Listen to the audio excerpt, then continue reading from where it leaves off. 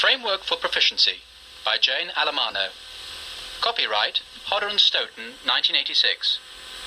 This recording is copyright and unauthorized copying is illegal.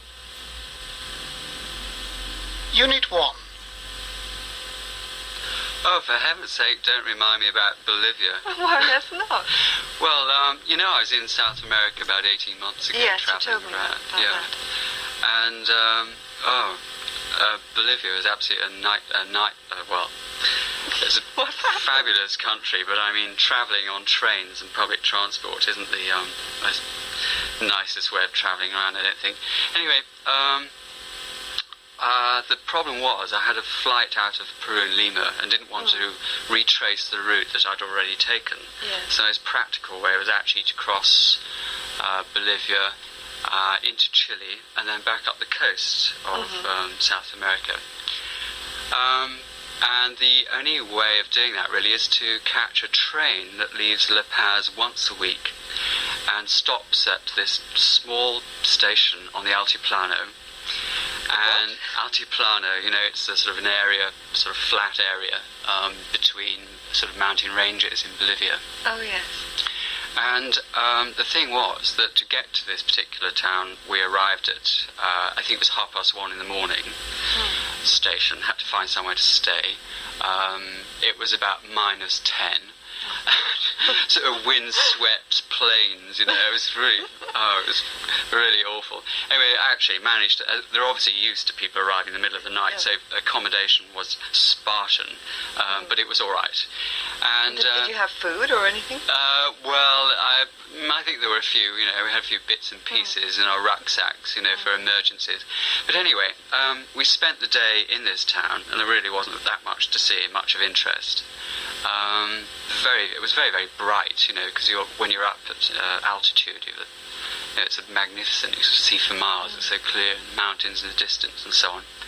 Anyway, our outgoing train, which would go towards the frontier with Chile, which comes from, as I was saying, La Paz once a week, arrives again in the middle of the night. I think, to be precise, about 2:00 in the morning. So we kept this fairly squalid little hotel room on until that time. It was worth paying for. Got our bits and pieces together in the dead of night, went to the station, opened the waiting room door, and there were bodies all over the floor, right? I mean, you just couldn't open the door. I mean, you just couldn't even get in, Anyway, we sort of caught hold of this official and explained to him in our not very good Spanish, it was anywhere to get it inside, get out of the cold. And so he said that we should follow him down the station platform and into the guards room. And there were a few people in there too, so there was a kind of spillover from the waiting room. Anyway, so we sat down, and it was really very cold in the waiting room even. And what happened next? Yes, okay, about 3:00 in the morning, we started thinking, well, when is this train going to arrive? At 4:00, rumour had it that the train had actually broken down en route, and it would be even later. And at that point, some of the other South Americans who were travelling said, they're going to put on a carriage here at this station, and it's sort of 200 or 300 metres up the way. So as it happens in that part of the world, everybody grabs their belongings, runs to the carriage to get a seat, right? Anyway, we got a couple of other people we met. We got onto this sort of seat, two facing each other. The only problem was there's a huge big hole in the window. The glass was broken. There was ice on the inside of the carriage ceiling. Anyway, we put our sleeping bags on and wore them. These poor Indians were kind of huddled and looked absolutely perished and terribly cold. I had a bottle of alcohol which I was sort of sipping just to keep warm and passing that around. Everybody seemed quite pleased. And anyway, to cut a long story short, the train left at 1:00 the next day. The next day? Yeah. So at about 8:00 in the morning, people staggered off back to the station platform to try and find some breakfast or something and find out what's actually happened. Good grief, so how many hours had you spent on that? Oh, well, waiting for about sort of 7 or 8 hours. Well, no, longer. No, yeah. Anyway, when the train arrived, there's another story. It was totally packed. I mean, there wasn't a seat on the train. Baggages and things. Unit 2, Conversation 1.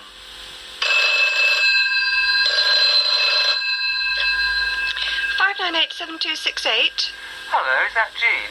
Yes. It's Tom here. Hello, how are you? Fine. Look, just thought I'd ring to find out how you're getting on. Oh, I'm doing fine.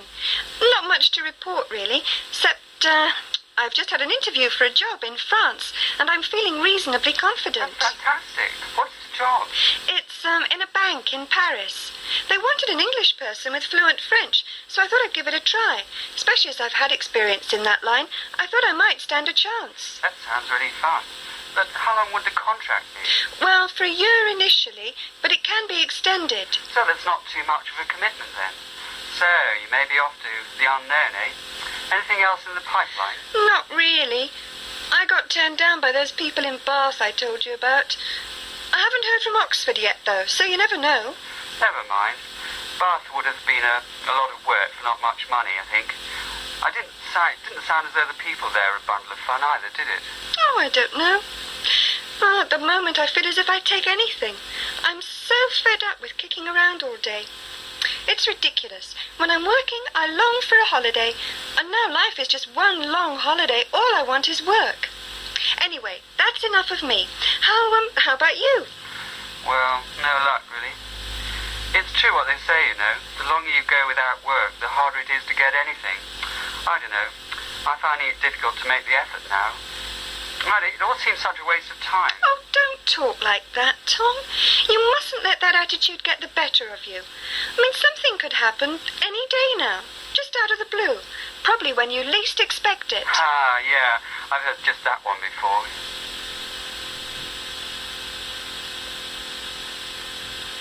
Unit 2, Conversation 2. Hello, Mike. Hi. What are you up to? I'm half looking for a new pair of shoes, but without success. What about you? Oh, killing time, really. Fancy a drink, then? Oh, I'd love one. Be nice to get out of this wind.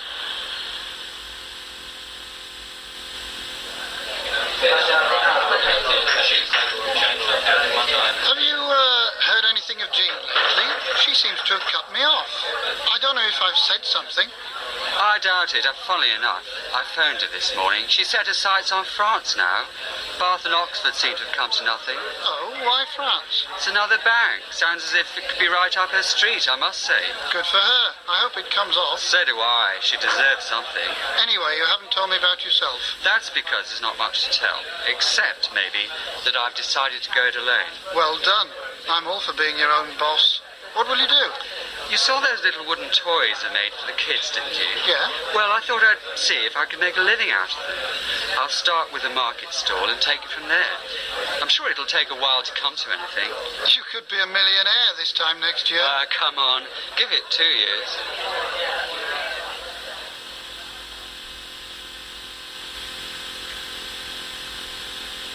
Unit 3. By the way, Martin, how did that play go last week? Oh, don't talk to me. The first night, well, no, I'll tell you. You know, I mean, amateur drama is always a bit chaotic, but this Well, yes. I've heard some stories. Oh, this was the absolute limit. We were all at work all day. We didn't get to the theatre till about 5:30, Yeah. right, most of us, and we had to start at 7:30. Well, the sect wasn't finished yet. What? So the first, well, you know, a bit.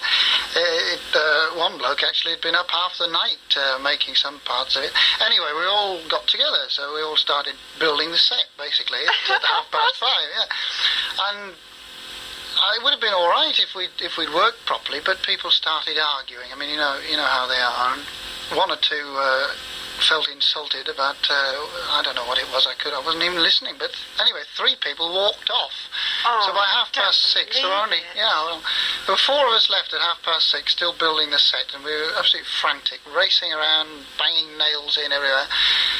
At 7 o'clock, a lady walked in. She was the audience, so she was one of the audience, the first one in. I was vacuum cleaning bits of wood shavings and things at the time on the stage. She must have thought it was the wrong place or the wrong night, or I don't know what Some she thought. obscure experimental drama. Anyway, yes, exactly. Or somebody persuaded her to stay, and we could have offered her hammer and nails, I suppose, and got her to join in. But we finished about 7:10. The set, it wasn't finished, but we just stopped, you know.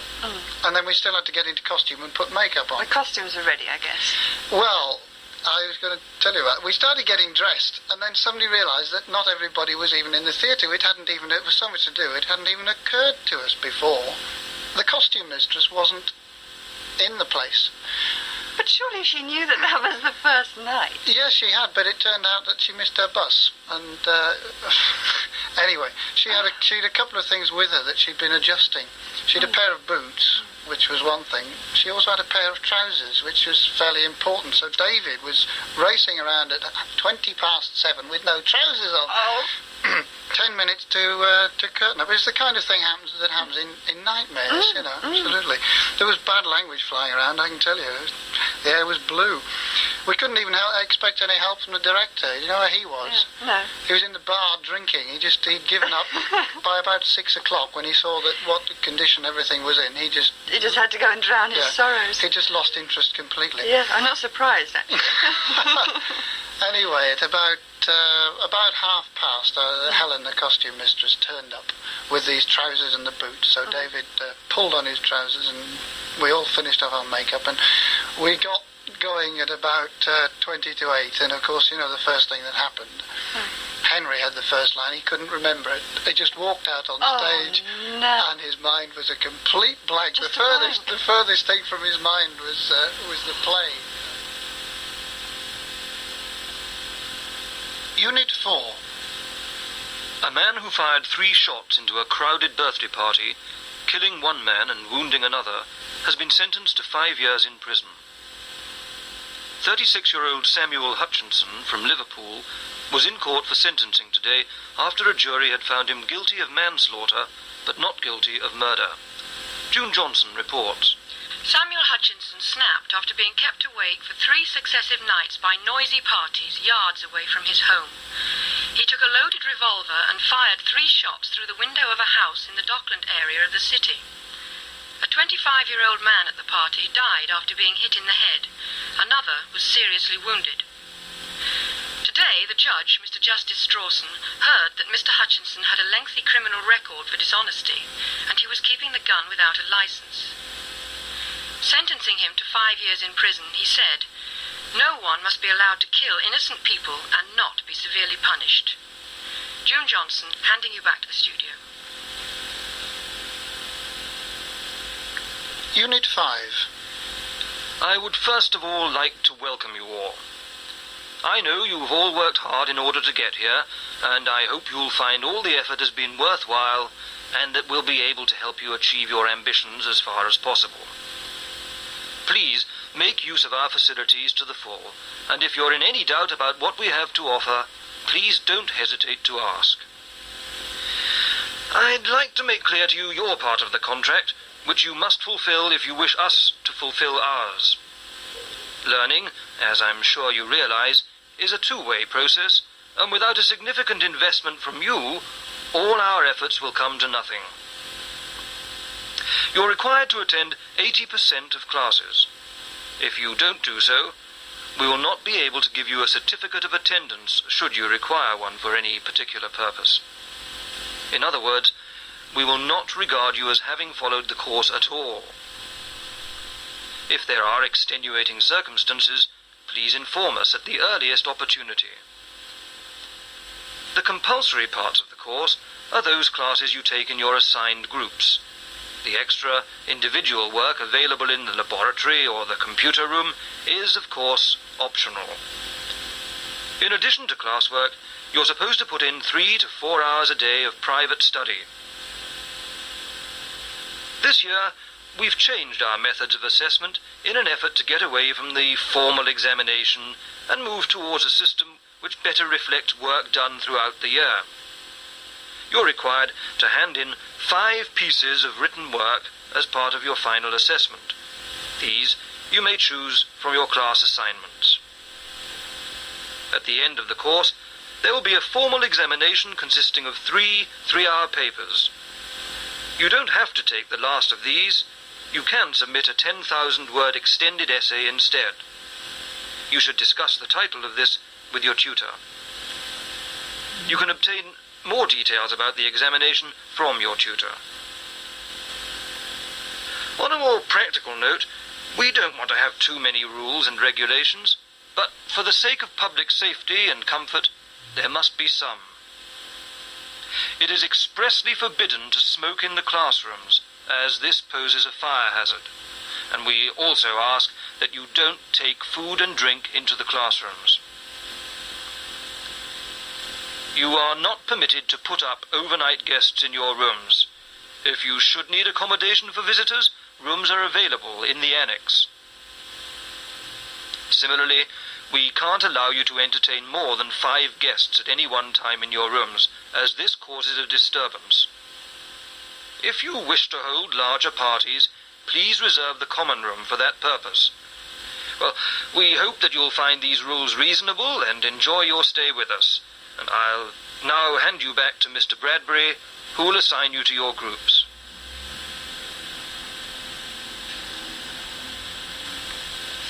Unit 6. Mrs. Shaw, you've lived in this area all your life, I understand. That's right. 85 years. And my parents before me. I suppose the place is very different. Oh, you wouldn't recognise it. I'm not saying it's a bad thing. A lot of things have improved, you know. For example? Well, there's much more for the kiddies now. In my day, there was nothing. A new school, playground, sports centre, they've all been put up since my boys were young. Mind you, you need something like that nowadays to keep them off the road. They're so dangerous, especially this one. I presume you remember this dual carriageway as just a single track. It was always good and wide. But yes, I remember when I was small it was unpaved and full of potholes. You see, we didn't have many cars then. Most people went about in horse-drawn carriages, much slower. But it must have meant the air was cleaner. Oh, no, not a bit of it. All the chimneys were pouring out smoke, the houses, the factories, and when the old steam trains used to go by, we could hardly see where we were going. Oh, no, it's hard to believe, but I think the air is much cleaner now. What about the buildings on either side of the high street? They look fairly old, some of them. Oh, yes, because the road didn't have to be widened. They didn't knock much down. Some have been converted, though. That supermarket was 4 or 5 small shops. The backs have all been knocked down and rebuilt. The old theatre, we used to go there come Christmas to the old music hall. It was converted into a cinema. My kids used to go there every Saturday, and now it's been made into a bingo hall. Waste of money, if you ask me, bingo. Is there anything that you miss from the old days? Oh, yes, plenty. I miss the sense of community that we had, all in our little old houses. Those blocks of flats over there just aren't the same. And neighbours aren't what they used to be. It's not safe for old people anymore. Kids after our bags. Cars use their horns instead of their brakes. People aren't interested in helping anymore. Anything positive? Oh, for me, not much. Thank you very much, Mrs. Shaw. Well, I enjoyed talking to you. Unit 7. That's my most successful so far. So, how long have you been writing? Well, full-time since 1978. But before that, I fitted it in around full-time work. Not to be recommended, really. I'm sure. And what prompted your decision to give up your job? You were a teacher, weren't you? That's right. I'd just finished a 5-year stint in Indonesia, and the time had come to leave there, and I wanted to return home, as the kids were coming up to school age. And the idea of going back into the British school system was not exactly enticing. So I thought it would be, well, a good idea to devote all my time to writing. We bought a cottage in a sleepy Welsh village and... So your family must have found it very different. Oh, yes. I mean, my wife is from New Zealand. We married after I'd been in Jakarta a year, and of course the kids have only known the South Seas. So yes, it's different. But they do seem to have adjusted well. Do you find your writing has been influenced by the kind of life you've led? I doubt it. I had a very normal upbringing. I was born in the north of England, in York to be precise. Had a fairly unremarkable school career from 5 to 18. Went to university near home, Leeds actually. Got married on graduation. At that age, one tends to think that the end of formal education means also the end of, well, growing up. I then went to London to do my doctorate and launched into teaching. Well-trodden path, I suppose. No, what I think influenced me most was my reading. I studied English literature and taught it, and have always lived in a, well, I suppose, fantasy world of books. I therefore write less from experience than from a vivid imagination, and I think this is really reflected in my books. So have you ever been accused of being unrealistic? No, I don't think so. Not as a criticism, anyway. I don't claim to show the world as it really is. I'm more to entertain and capture the imagination of my readers. Well, I suppose one advantage of this is that I don't have to do the massive research that a thriller writer, for example, might have to do. Spend hours in criminal records departments.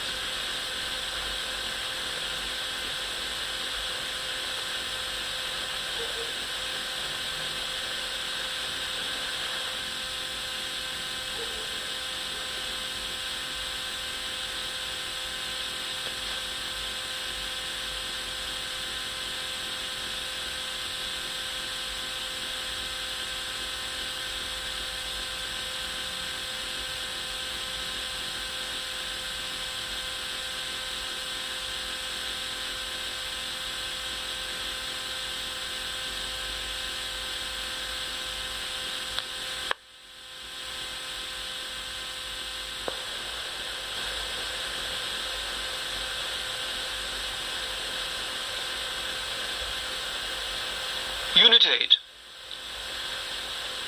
I see there was another break-in into that university college this morning from the vivisection people. Have you seen that? Have you heard that? Oh, yes, and I must say they've got my full sympathy.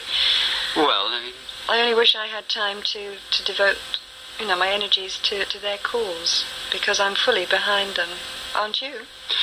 Well, I mean, it depends what they're doing, particularly. I mean, there are some instances, obviously, where they're doing extremely important medical research, but there may be other instances where it's extremely questionable. I don't know. Yes, sure, you must agree that animal experiments for cosmetics must be wrong. It's absolutely disgusting that we should kill, maim, hurt living creatures for the sake of cosmetic. Yeah, I have to agree with you there, yes, but there are other instances where it's extremely vital. No, I don't think so. I really don't see it that way. I think we've... But how can you? The only way that drugs can be tested, or certain sort of even operations, practice, anything that whereby it's dangerous to practice on humans is a problem. I know what you're trying to say, but I think we've got to take a different look at it. As we see medicine, or as medicine is today, yes, we concentrate on the symptoms of a disease, and we concentrate on curing the symptom. And in order to do that, we do these horrific experiments on animals. A lot of research, a lot of money goes into it. But I think we should just take a completely different look at it a different way, and say, why do people get ill? Let's look at prevention. Let's put our energies into preventing these diseases. Then we wouldn't need to maim and destroy other life. Yeah. Other life forms are important. They should be respected. It's our fault if we're ill. Yeah, but on the other hand, you can't just say, well, we've got to stop and just look at preventative medicine and start from that. I agree. I agree with you that preventative medicine is a way of... Human beings are responsible for the vast majority of their diseases. There might be some diseases which could be prevented, but even so, we need to look at the ways in which we as human beings can control our bodies, can control our health. We take the responsibility. The environment we create, the way we mess up nature, the sort of things we put into our bodies, the chemicals that we've created and invented over the years. And why should we? Because we have made the mess, because we have made ourselves sick. Why should we then destroy and hurt other life forms, other creatures, in order to make ourselves better. Yeah. We need to rethink. We've got to do this. Yeah, but I still feel that there is a need. Unit 9. Well, I was pretty impressed by... What was his name again? Mr. Goodman. I was pretty impressed by him. What did you think? I wasn't all that keen, actually. I don't think he was... he's only had 2 years' experience, and I just didn't think he had much... he wasn't very dynamic. He was efficient enough, but I think he seemed rather on the slow side. Yeah, but look, I mean, yes, you said he was efficient, and why has he had only 2 years' experience? He's not had the chance, has he, really, because he's in a wheelchair? He's been unemployed for a year or two now. Yeah, well, yeah, I appreciate that, but that's not really our concern. We need somebody for this job who's a bit more, got a bit more go than that. And I think Mr. Miles, the first one, was really more the type of person we're looking for. I mean, he's had 5 years' experience in a department store, which I know is not exactly our line, but he's been doing the sort of work we want. He's still with them, and he's quick and ambitious, and... yeah, Colin, I think isn't this something we can afford to be a bit generous on? It's not the most difficult job we've got here, and it seems to me that he's going to fulfill it very well, and I think we could afford to, we ought to be taking on and giving somebody who's handicapped, giving them a chance. Well, yeah, I don't think really the fact that he's handicapped should come into it. I don't think we should say that we should treat him any less favourably because of that, but I don't think we should treat him more favourably because of it. And I don't think he was as good as Mr. Miles, and really he made it pretty clear that really he just wanted a job, that it wasn't this specific field he was after. Well, of course he wants a job. I mean, I think he's got every right to want a job after all this time. And then, well, you look at his references that he's got. He worked at this engineering firm, and we've looked at that reference. It was an extremely good one. Yeah, that's true. And yeah, they say he's conscientious and so on, but I just don't think he has enough experience, or even really the qualifications we're looking for here. Well, but there's not, I mean, in our office there's not that much pressure, and he's not going to have to run up and down the stairs all the time, certainly, is he? No, that's true. I think Mr. Miles really would be a much better choice. He's...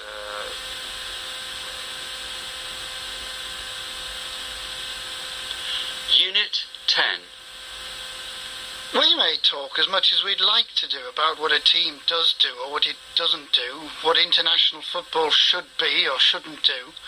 The most worrying thing, though, in many, many ways, is that I've seen now on a number of occasions, is that when you do go to Europe and become, let's say, one of the supporting crowd coming back from the game in Cologne, I mean, myself and my son were in a tram coming with England supporters who'd got something like a 10-hour journey, 4 hours in the train from Cologne to Ostend, 3.5-hour ferry crossing, and another couple of hours on the train, and they were already paralytic.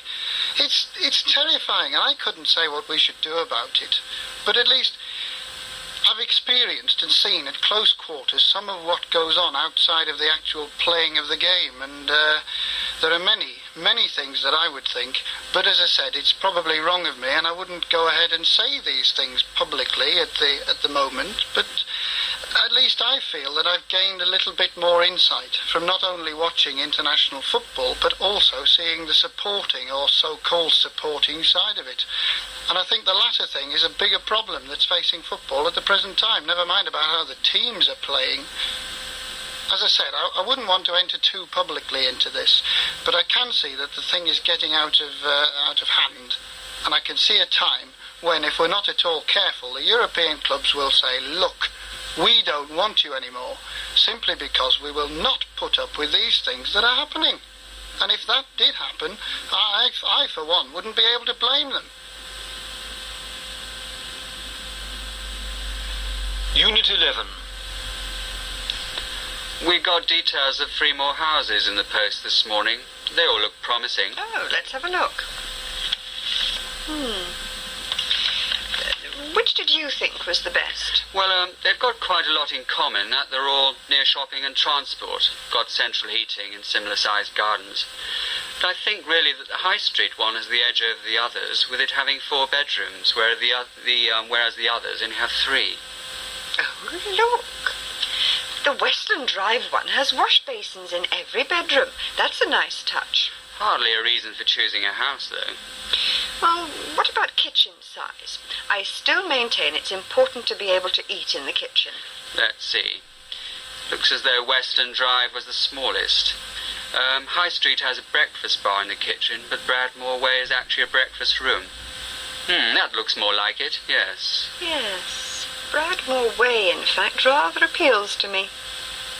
It's different from the others. It has more character and potential. It's probably quieter because, look, it backs onto a golf course. Yes, well, we'll just get golf balls through the window instead of noise. Anyway, it should be the most attractive. It's by far the most expensive. Well, if we spend $87,950, we don't want to have to spend more realising its potential. No, I tend to prefer Westland Drive. It's considerably cheaper at $59,950. It doesn't look as though it needs...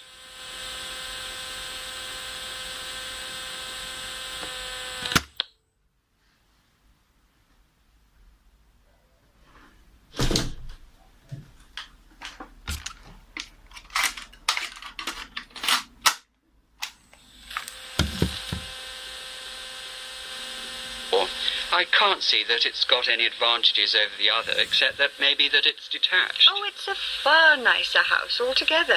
More attractive, bigger, and that 4th bedroom would be useful. Shall we go and have a look at it then? All of them tomorrow? Yes, I'll phone the agents tomorrow. Unit 12. Roads in the Tower Hill area are still congested following the chemical spillage earlier on. The road's clear, but it'll be some time before things get back to normal in the area. And it's fairly heavy moving east on the A501 Marylebone Road at the moment, as is Hyde Park Corner. It's slightly busier than usual here. Better news from the A406 North Circular Road, where there are roadworks underneath the aqueduct at Stonebridge Park. These are affecting Hanger Lane-bound drivers, but things are moving much better here now than they were a while ago. And on the A4 Cromwell Road, there have been roadworks reducing the width westbound near Exhibition Road all week, and these roadworks have now been moved along to the Queensgate junction, causing some delays.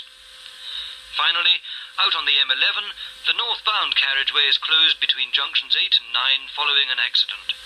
There's a diversion through Bishop Stortford, and the next traffic report will be at 9:30. Unit 13. Oh, are you the manager? Yes, sir. Can I be of any assistance? Yes, my name's Lloyd, room 403. Did you, Well, I was rather expecting to hear from you about my complaint last night. I'm afraid I haven't seen the lady who was on duty last night. I haven't heard... What was the problem? She assured me that you would receive the message. In my dinner last night, I found a screw. It was a half-inch screw in my chicken, and I actually found it in my mouth. It gashed my gum. I can't imagine how that could have happened, sir. Well, it certainly happened, I can assure you. And another thing is that the toast at breakfast this morning, I distinctly detected mould on the corner of it. This is incredible. I've never heard anything like it. So, I'm sorry, I think you must be mistaken, sir. Our kitchens are extremely clean. Well, they may be clean, but the bread is not fresh. And so, anyway, I'm afraid I shall be checking out today. I had registered for 3 days, but I shall be moving out, of course. Well, sir, I must remind you, it is after midday today. I will have to ask you to pay part, at least, of your board for tonight. I'm afraid I'm not paying anything. I don't see why I should pay for the food I've had here. It's been appalling. I shall be reporting it, of course. I'll write to your head office about this, and I've got no intention of paying for any more than the one night I've stayed here. I could assure you that if you're staying till tomorrow as you planned, I will make absolutely certain that your meals of the highest quality. Well, I am certainly not staying here. The place altogether is a complete letdown. It's filthy here. Look, this doesn't look as if it's seen a paintbrush for years. Oh, I'm sorry. I think you're being a little harsh here. I am not being harsh. I'm sorry. I'm just stating the facts, and I am leaving now. I'll pay until now for what I've received. I understood from the woman last night that I would not be expected to pay for that meal. Well, listen, Mr. Lloyd, I wonder if you'd like to come into my office and we can discuss this at greater length. I'm afraid you seem to have got being very hasty to me about this.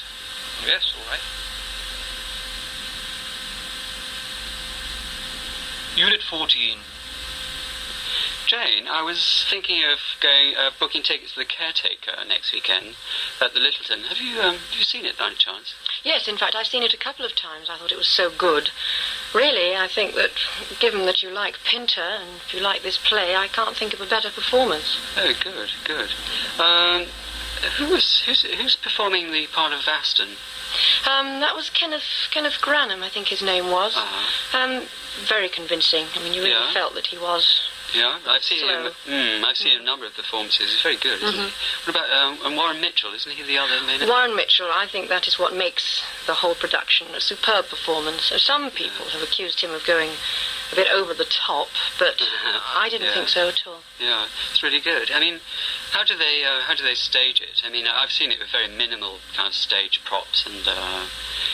It's staged in the Littleton with a proscenium arch, a fairly traditional type of set. So you don't get the idea of clutter. Yeah. Not so much as there was in the film production. Right.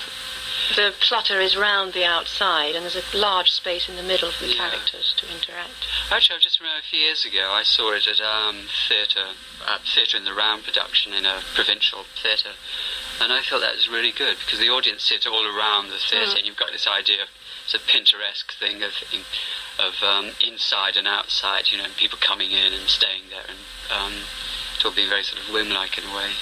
But you don't really get that in the Littleton because it's a traditional setup. Yeah. But no, I would certainly recommend it as a very good evening out.